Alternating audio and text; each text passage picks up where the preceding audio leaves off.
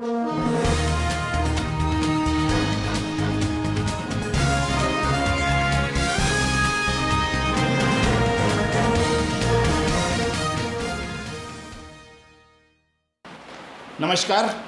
आप देख रहे हैं खबर तहलका के खास प्रोग्राम में आज हमारे साथ वार्ड संख्या 14 की नगर पालिका सदस्य पार्षदा अर्चना पुरोहित है। अर्चना पुरोहित का वार्ड काफ़ी महत्वपूर्ण माना जाता है और वार्ड में माइनॉरिटी के भी मतदाता हैं और इनके मतदाताओं का और काफ़ी इनके प्रति लगाव रहा है और उसी बदौलत ये अर्चना पुरोहित जो हैं ये करीबन 300 वोटों से जीत के आई थी।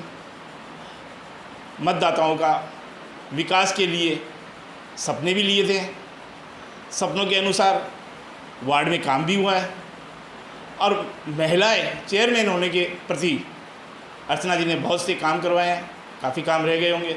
चलो आज उनसे ही चर्चा करते हैं। अर्चना जी, 5 साल का आपका जो वार्ड का कार्य रहा, कैसे तो विकास के सपने थे और किस तरीके से आपने इनको पूरे करवाने की सफलता ली और कितने कार्य ऐसे हैं जो आपके वार्ड में रह गए हैं? जी, सबसे पहले तो मैं आप सभी को नमस्कार करती हूँ। आपने बताया कि मैं अभी 5 साल से वार्ड पार्षदा अपने वार्ड नंबर 14 की हूँ, तो मैं आपको बताना चाहूँगी कि मैं लगातार तीसरी बार पार्षद हूँ। मेरा कोई फैमिली बैकग्राउंड राजनीतिक नहीं रहा, लेकिन पहले मेरे पति वार्ड नंबर 14 से पार्षद रहे हैं और पिछले 2 कार्यकालों से मैं निरंतर पार्षदा हूँ। मेरे वार्ड में पहले स्थिति ये थी कि सड़कें नहीं थी, बिजली की या पानी की व्यवस्था भी सुचारू रूप से नहीं थी, लेकिन पिछले 10 सालों में हमने इस ओर काफ़ी मेहनत की और इसका नतीजा ये रहा कि मैं लगातार तीसरी बार आज पार्षद हूँ। तो मैं तहे दिल से धन्यवाद आभार देना चाहूँगी मेरे वार्डवासियों को, जिन्होंने मुझे इतना प्यार और सम्मान आशीर्वाद दिया है। मेरे वार्ड में जहाँ तक विकास की बात है कि आपने पूछा कि कौन से कार्य ऐसे रहे हैं कि जो अधूरे हैं, मेरे वार्ड में आप चाहे सड़क ले लीजिए, चाहे बिजली ले लीजिए, चाहे पानी ले लीजिए और किसी भी प्रकार की वार्डवासियों की कोई भी समस्या आप देख सकते हैं, मैंने हर समस्या का समय पर निराकरण किया है और इसीलिए मैं शायद निरंतर पार्षद बनती आ रही हूँ, क्योंकि एक बार पार्षद बन जाना आप भाग्य के वश कह सकते हैं, निर्विरोध चयन हो जाना आप भाग्य के वश कह सकते हैं, लेकिन तीसरी बार पार्षद बनना तो ये आप अपने आप में बड़ी उपलब्धि है। जनमानस की सेवा के माध्यम से ही आप ये प्राप्त कर सकते हैं और निसंदेह मुझे ये आशीर्वाद मेरे वार्डवासियों का मिला है और मैंने जितना मुझसे हो सका है, जितनी मेहनत मैं कर सकती थी मैंने की है। नहीं, जैसे आपने जो विकास कार्य भी करवाए हैं, 3 बार आप रह भी चुके हैं, तो ऐसे विकास कार्य को लेकर के जैसे आपका वार्ड है, आपके वार्ड के अंदर कौन सा ऐसा विकास कार्य बाकी रह गया 5 साल के अंदर का, आप उसको करवाने के लिए आतुर थे और आपका वार्ड नहीं हुआ? आपका जो ये प्रश्न है ये काफ़ी संवेदनशील है, क्योंकि ये जो आपका प्रश्न है ये सीधे रूप से जुड़ा हुआ है अभी जो फ़िलहाल सीवरेज का जो प्रोजेक्ट चला उसको लेकर मैं थोड़ी सी निराशा मुझे ये रही कि मेरे वार्ड में जितनी भी मेहनत से मैंने पिछले 10 सालों में जो भी सड़कों का निर्माण करवाया, क्योंकि इतनी छोटी छोटी सी गलियां हैं, उनमें सड़कें बनवाना एक बहुत मुश्किल काम होता है, नालियाँ बनवाना। तो जब सीवरेज का काम यहाँ चला उसके बाद मरम्मत भी हुई, लेकिन वो मरम्मत ऐसी नहीं हुई कि उससे आप सही ढंग से आवागमन सुचारू रूप से वहाँ चला सकते हैं। ये देखा जाए कि आपके वार्ड के अंदर जो सीवरेज यहाँ मैं ये कहना चाहूँगी कि सीवरेज की जो मरम्मत का कार्य था, अगर वो और ठीक ढंग से होता तो ये एक छोटी सी निराशा मेरे मन में नहीं रहती कि मैंने बहुत दुरुस्त सड़कें जो मैं नहीं करवा सकी, ये एक पीड़ा मेरे मन में है जो कि सीवरेज के बाद इस मामले को लेकर के बोर्ड में मीटिंग भी आयोजित होती है, हर महीने से मीटिंग आयोजित। कभी आपने चेयरमैन साहिबा को ये अपना प्रश्न रखा या किसी तरीके की और सड़क निर्माण कार्य करने के लिए कोई बात रखी? जी पूनम जी, ऐसा है कि बोर्ड को आज समाप्ति की ओर 5 साल जाने वाले हैं और इन 5 वर्षों में अगर आप देखें तो एक सबसे अहम नगर के लिए प्रोजेक्ट जो आया वो था हमारा सीवरेज का प्रोजेक्ट। और आपने कहा कि इस ओर आपने आवाज़ उठाई या कुछ आपने अपनी तरफ से कुछ मत रखा या नहीं। जी हमने हमारे सभी पार्षदों ने मिलकर भी ये मत रखा और मैंने इस ओर यह मीटिंग में कहा भी कि आप सीवरेज से हम लोगों की एक मीटिंग तय करवा दीजिए, जी जिससे कि हम पार्षद सीवरेज की क्या मंशा है, किस तरीके से प्लान करने वाले हैं, क्या जनता जो हमें जनप्रतिनिधि के रूप में चुनती है तो निसंदेह उनके हमारे ऊपर हज़ार क्वेश्चंस होते हैं क्योंकि वो हमसे सुविधा चाहते हैं और वहाँ हम एक जनप्रतिनिधि के रूप में अपनी आवाज़ रख सकते हैं। तो सीवरेज जैसे मुद्दे पर सभी पार्षदों ने आवाज़ उठाई भी, अपना मत भी रखा, लेकिन तो क्या ये 4 देखा साल जाए कि बीते सीवरेज का पूनम जो कार्य हो रहा जी, है 4 साल बीते, लेकिन वहाँ कहीं पर भी हमसे सीवरेज की कोई भी मीटिंग नहीं रखवाई गई। इसका मतलब ये समझा जाए कि जो सीवरेज का जो कार्य हो रहा है ये एक मतलब अपनी तानाशाही या अपने हिसाब से ही हो रहा है कमीशन को लेकर के, या कोई इसमें राजनीति आ रही है? जी देखिए, आप राजनीतिक तौर पर ये कह सकते हैं कि उनकी अपनी मनमानी रही है। मैं तो इतना ही कहूँगी कि हमारी अध्यक्षा महोदया की मॉनिटरिंग की बहुत कमी रही है। जी जी जी। अगर इसमें सुचारू रूप से देखें, मॉनिटरिंग की जाती, शुरू से ही मॉनिटरिंग की जाती और ये एक नगर के लिए अहम तोहफा मान लीजिए आप, क्योंकि सीवरेज लाना एक बहुत बड़ी बात है। सीवरेज जनमानस से जुड़ा हुआ सुविधा का है। योजना है जी बिल्कुल, अगर योजनाबद्ध तरीके से की जाती, मॉनिटरिंग की कमी रही। मॉनिटरिंग उनको संयमित होकर एक प्लानिंग के साथ करनी चाहिए थी। पार्षदों से समय समय पर मीटिंग रखनी चाहिए थी। उसका एक बड़ा सबसे अहम फ़ायदा ये रहता कि आज जो जनमानस, जो हमारा लक्ष्मणगढ़ की जितने भी लोग हैं, वो जितनी आज इस परेशानी में, कम से कम उनको एक मन में संबल मिलता कि हाँ, हमारी जो परेशानी है वो नगर मंडल के द्वारा आगे रखी जा रही है और पार्षदों को ऐसा मौका नहीं मिला। अभी आपने कहा कि आवाज़ उठाने की बात, तो अक्सर ऐसा होता, इस बोर्ड मीटिंग में ऐसा रहा है कि जब भी आप कुछ एजेंडे से हटकर बोलते हैं या अपनी बात रखना चाहते हैं, तो मैं थोड़ा सा बहुत इस बात को लेके असंतोष मुझे रहा कि हमेशा यही सामने से जवाब आया कि एजेंडे से हटकर आप किसी भी बात को ना रखें। जी, मतलब ये जो इसका मतलब ये हो गया कि जैसे जो एजेंडा रखा जाता था वो अपनी मर्जी से रखा जाता था, पार्षदों की कोई। और इसके अलावा भी अगर आप मान लो कि एजेंट मीटिंग के अलावा भी कोई बात करनी हो चेयरमैन से या चेयरमैन के किसी कार्य को लेकर के, तो किस तरीके की मुसीबत आती थी या किस तरीके से करवा पाते? मुसीबत ये आती थी कि हमारी जो अध्यक्षा हैं इस बार महिला बोर्ड रहा, और उससे पहले से भी पहले महिला बोर्ड रहा जी। यहाँ जब महिला बोर्ड आता है तो सबसे बड़ी समस्या ये आती है पूनम जी कि at the point decisions make over करने की, आपको डिसीजन लेने की, आपको बात करने की, पार्षदों को जवाब देने की, तो ये बात एक बहुत ज़्यादा यहाँ पर कमी महसूस की गई इस बोर्ड में कि पहली बात तो कुछ बातें उठाई जाती तो उसका एक सटीक सा आंसर यही होता कि आप एजेंडे से विरोध में जाके ना बोलें, आप एजेंडे में रह के बात करें, एजेंडे के ऊपर आप कार्यवाही होने दें, अदरवाइज कि आपने विकास के कार्यों में सहयोग नहीं किया, ऐसी मंशा बोर्ड की रहती थी। और जब एक जनप्रतिनिधि बिजली से जुड़ी हुई, सड़कों से जुड़ी हुई, जो आम समस्या है, नॉर्मल जो समस्या है, क्योंकि लोग हमसे उन्हीं के बारे में पूछते हैं, क्योंकि आम लोगों को वैसा ही सुविधा चाहिए। और वहाँ वो आप देखिए जितनी भी मीटिंग हुई है, पहली बात तो मीटिंग्स बहुत कम रखी गई, या ये मान लीजिए कि सिर्फ बजट पास करवाना था तो ये बहुत ज़रूरी है कि बजट की मीटिंग रखी जाए। रखने का कोई मेन कारण क्या रहा? देखिए, इसके पीछे तो मैं बोर्ड की कोई मंशा के ऊपर टिप्पणी नहीं करना चाहूँगी, लेकिन मीटिंग कम रही या इसके पीछे क्या रीज़न रहा ये तो बेहतर आपको बोर्ड ही बता सकता है। लेकिन एजेंडे से हटकर जब भी हम पार्षदों ने, मैंने इंडिविजुअली ये मुद्दा उठाया है, तो एजेंडे में रहकर बात करने की हमें। चलो ये तो एक अलग बात हो गई, लेकिन सबसे बड़ी नगर में जैसे आपका जो वार्ड है, आपके वार्ड में पतली पतलियाँ गलियाँ हैं, हाँ। कहीं अगर कोई अपने वार्ड में या शहर के अंदर कहीं कोई अगर अग्नि जैसा कांड हो जाए तो उसके लिए फायर ब्रिगेड भी है। तो इसके जो अतिक्रमण हुआ उस मामले को लेकर के चेयरमैन साहिबा या पार्षदों का किस तरीके से रुख रहा?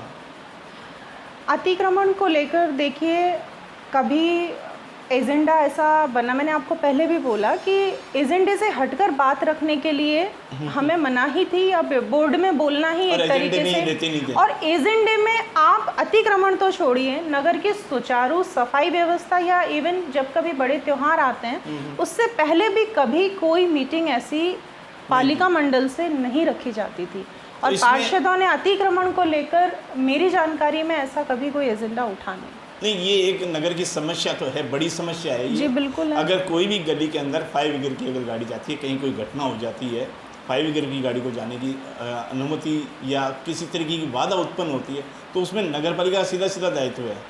नगर पालिका को उसके अंदर जैसे अतिक्रमण को उठाना चाहिए था, तो इसको लेकर के पार्षदों ने भी कुछ नहीं कदम उठाया। चलो ये तो खैर अलग बात है, लेकिन मेरा एक सवाल और है कि आप 5 साल का कार्यकाल आपका रहा, एक कमेटियों का गठन क्यों नहीं करवा पाए आप? जी, 5 साल के इस कार्यकाल में पहली बार मैं खुद, लास्ट ईयर भी मैं रही, तो मैं खुद पूनम जी 2 कमेटियों में मैं सदस्य थी जी।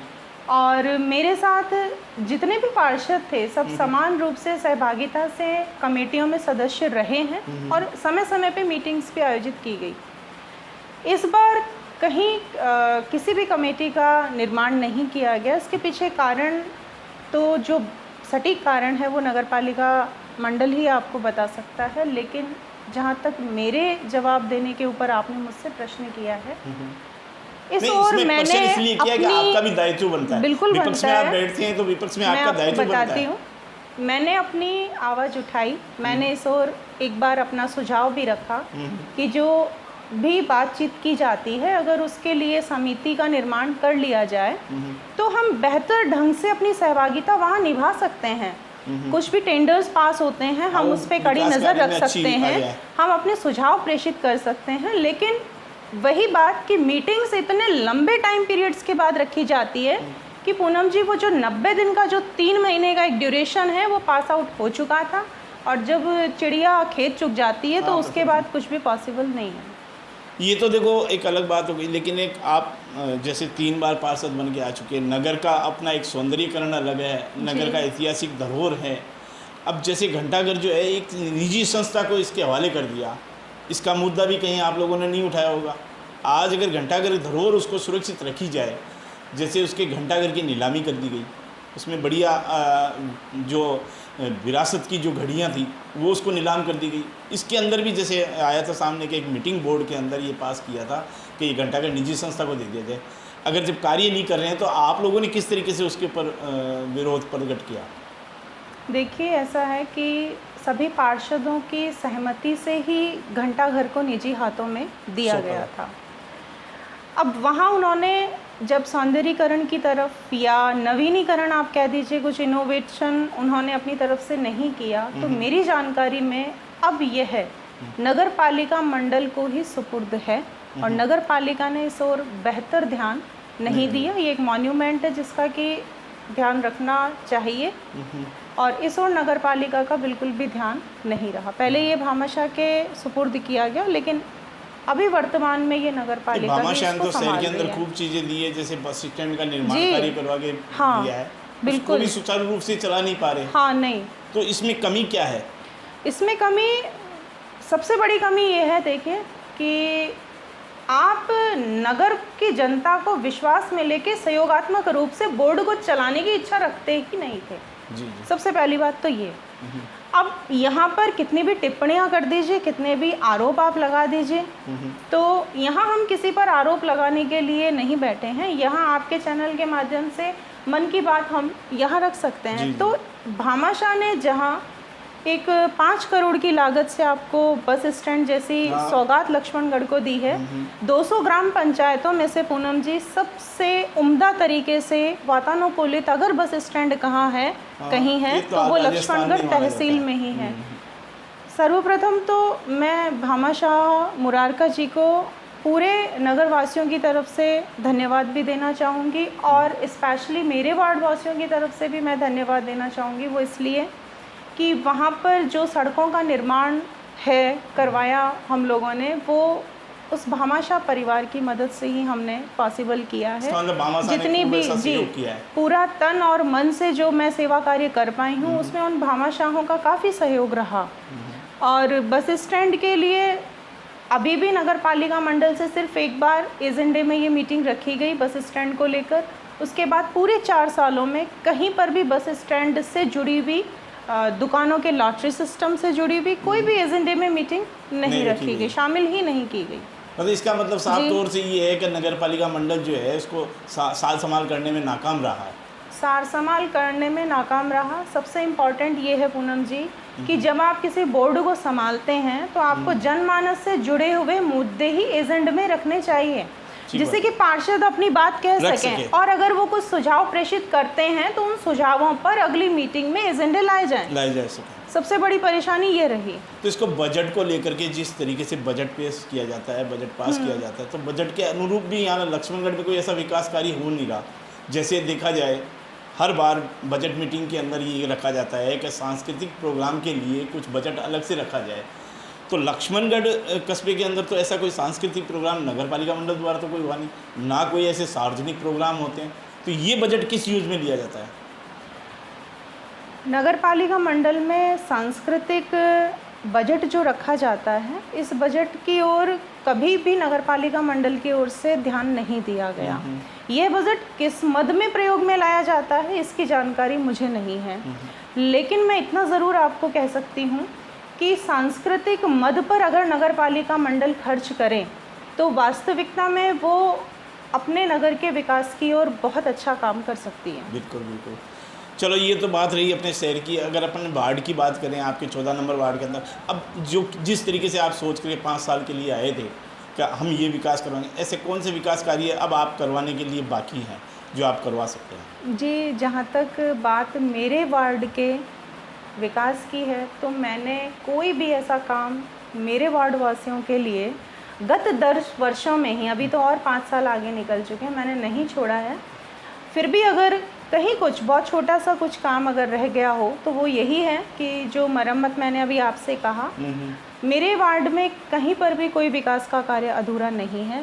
सभी वार्डवासी एकदम संतुष्ट हैं। मतलब तीन बार जीतने का मतलब है कि आप 5 साल में जी पूरा बिल्कुल, विकास कार्य और इस कार्य को आप जन सेवा के माध्यम से ही जीत सकते हैं। इसके लिए कहीं कोई रेट्रोइक नहीं है। इससे तो ये लगता है कि जैसे 3 बार आप जीत चुके जी, 3 बार बोर्ड के अंदर प्रतिनिधित्व कर चुके, तो हो सकता है कि अगली बार भी आपका प्रतिनिधित्व करने के लिए आती रहे। अभी इसके लिए कहना तो देखिए बहुत जल्दबाजी है, लेकिन निश्चित रूप से जब भी आगे मौका मिलेगा मैं अपने वार्ड की सेवा के लिए तत्पर रहूँगी। चलो ये थे हमारे साथ वार्ड नंबर 14 की पार्षदा अर्चना पुरोहित।